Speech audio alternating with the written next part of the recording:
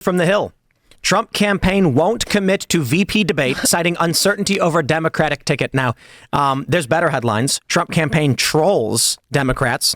They say the Trump campaign Wednesday said it would not commit to a debate, to a date for a vice presidential debate, suggesting it was still uncertain who would be on the ticket. Quote, "We don't know who the Democrat nominee for vice president is going to be, so we can't lock in a date before their convention.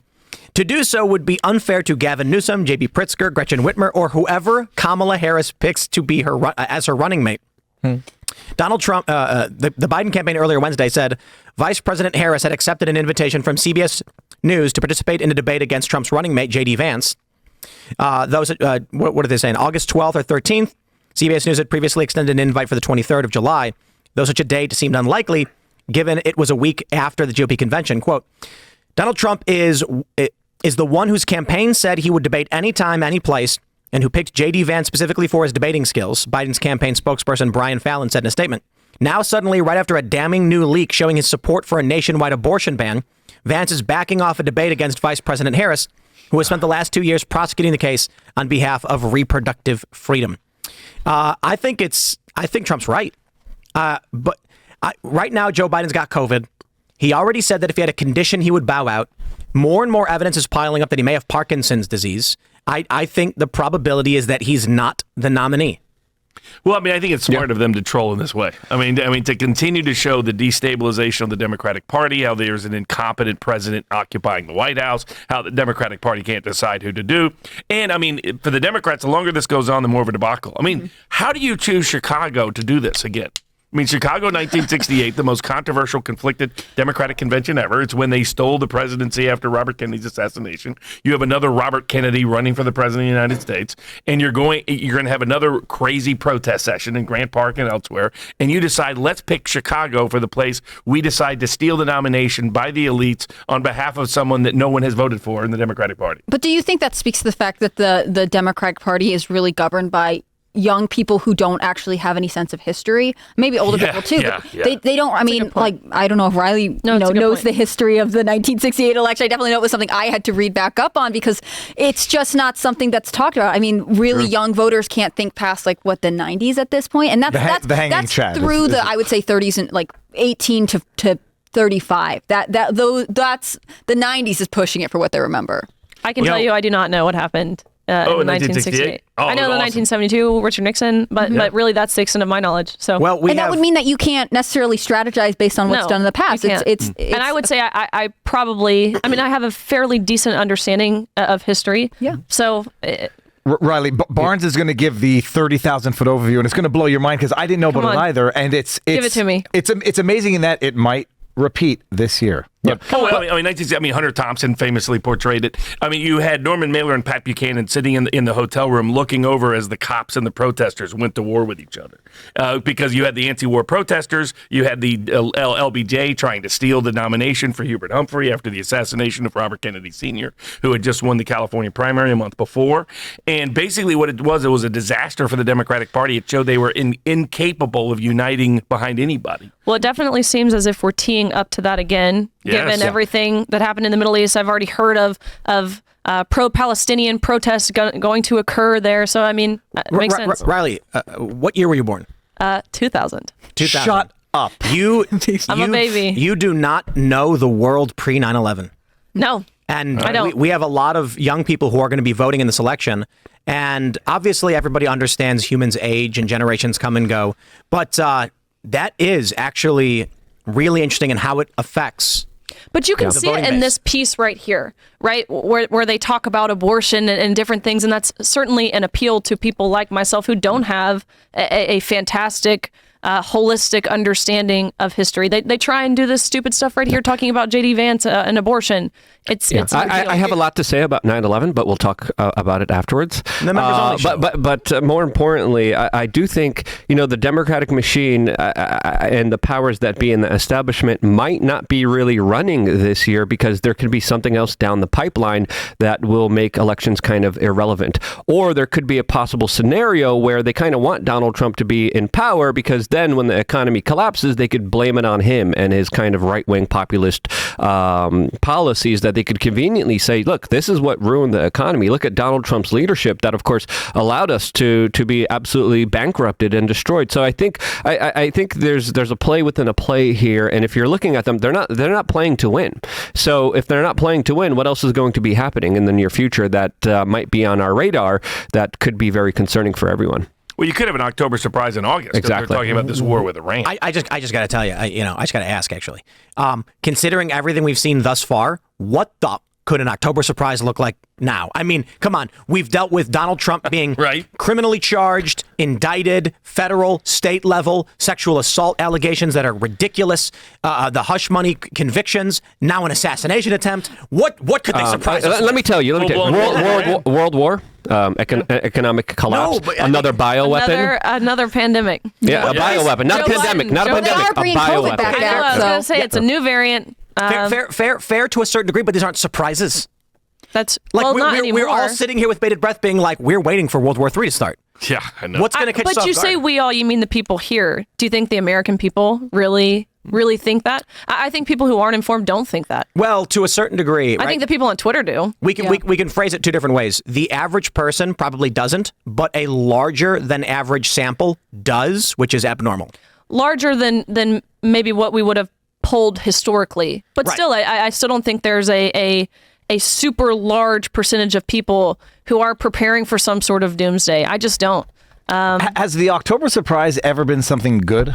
Like, Hillary's pregnant again. I don't know what it could be. But was that good the first time? Yeah. Was that ever good? Maybe the October surprise this year is good news. I don't know what that could look like. I know I had an idea earlier today. It's always good for one side, right? Somebody tends to benefit from the October surprise. Fair. We got a fact check. I pulled it up. It's one poll. I don't know. It's from March. 61% of Americans surveyed believe that a global war is very likely or somewhat likely within the next 5 or 10 years. So that's a wide berth. That's a big number. But it's well, the Germans are preparing for it. Many European countries are saying there's going to be a full all-out war between the Eastern and Western powers. We are already seeing the proxy wars, the economic wars. So this situation, especially for the Ukrainians now with a potential Donald Trump presidency, is very desperate for them. And I could see a larger kind of escalation in that region that would involve more and more countries that would get us into a global conflict that would make elections not really relevant anymore. And I think that's a danger, especially with the history of false flags with the American government conducting them, that we should be absolutely on the lookout for, because that could be their larger scheme. And this is why the Democrats and the establishment kind of don't care. They're like, yeah, whatever. You think we'll lose this election? Well, there's something else here for you that we're going to surprise you later down the line. You give them more credit than I ever would. I just think that this whole entity is wheels falling apart. I think there's so much internal chaos in any sort of liberal or democratic progressive movements. And we see this regularly played out in those meetings where no one can agree on the rules or pronouns. And I absolutely disagree with that, because a lot of people always say, oh, the government's incompetent. Oh, the government made a mistake here. They just told you that there was weapons of mass destruction. No, they were extremely successful when it came to destroying our civil rights, our civil liberties, when it came to transferring our wealth and money over to the military-industrial complex, when it came to absolutely controlling and ruling over us, when it came to COVID. They were extremely successful with the gains that they were able to get. And then when you look at from a larger picture, from hindsight, though. Like, they're so disorganized, they can't even pull this candidate they clearly hate. They didn't even successfully pick a vice president that would replace him. Nobody likes her. They didn't like her before. She wasn't. And George W. Bush was just dumb. I'm not saying that there aren't conspiracies. I just think that right now, whatever there may be, if you believe in the overarching idea that there's an organization running everything, they're doing a terrible job. They don't even like each other. Well, what you may have is something like pre-World War I elites, right? Yeah. I mean, the British Empire, Ottoman Empire, French Empire, Russian Empire all collapsed within a decade because you had incompetent, corrupt people at the top. Yeah, it was crazy. And that's what we're seeing evidence of here. I think it goes to the saying, wealth lasts 3 generations. Yeah. So World War II happens. Strong men create good times. They build this system, which we actually grow to despise quite a bit, but they call it the liberal economic order. You can read all about this in the CFR's website. They explain how they did it and what it is. For those that are listening at home, did you ever stop and wonder why the United States has military bases in Spain, the UK, Japan, Germany? Can you name a country that has a military base in the United States? I mean, it sounds weird, doesn't it? But in the UK, we have military bases. The reason we have military bases in Germany and Japan is because we've been occupying them since the end of World War II. Now, I believe it was Yuval Noah Harari World Economic Forum deputy said if Trump gets elected, it's the end of this global order. What we're looking at is a global order created in the 50s or maybe late 40s. You've got the children of those institutions struggling to maintain that machine, and the grandchildren of those men have no idea how the machine is run, and they are fumbling it miserably. You don't think Alex Soros is capable of taking over George Soros' regime? Come on. Well, he's got Huma now. Yeah, he's got new help. He's got Huma now. Yeah, but look. Let's that's be a power real. Couple. By the way, the visual. But listen. He is the product of the machine produced by his parents and their allies. He is look. Too many of millennials and Gen Z. Gen Z is a little bit less, but millennials, they are weak. They don't have the capability to do hard work or understand merit, and so these are just the snooty rich kids of global elites who have no idea how the machine was built, no idea how it was maintained, or how to build wealth from or maintain power at all, and clearly. It is shattering in their hands. Well, it's the rice paddy to rice paddy in 3 generations is the concept you're describing, and it makes total sense here. I did remember my white pill October surprise, and it's plausible. So mark it now. Massive Secret Service, FBI, CIA whistleblowers that reveal what we've all suspected for a long time and brings down the official machine before a second Trump presidency. I mean, I forget who was I talking to today, talking about how, like, even within intelligence, at some point people are going to back out of this machine that's falling down, and they're going to say, I don't want to be on this ship when it sinks. I was just telling you that. We were talking about it like an hour ago. No. This was earlier in the day. Tim's early in the day. About an hour ago, I was saying that I believe that showing signs of dementia. With the election of with the election of Donald Trump in 2016, the cracks were starting to form, and then once they started they criminally charged Klein-Smith, they started making moves to actually go after people who are engaging in corruption. You probably ended up with low-tier liberal economic order personnel saying, guys, look, I can't be a part of this. You're losing. I'm out. Tim, you're right. It was you. For a second, I was going to credit Pavlovsky for having told me this because I thought it occurred earlier in the day. Well, good. No, but I think you're absolutely right. And it raises the October surprise that could be a white pill following up on what we're seeing right now. They've gotten too brazen. They've gotten too incompetent. Nobody believes it anymore.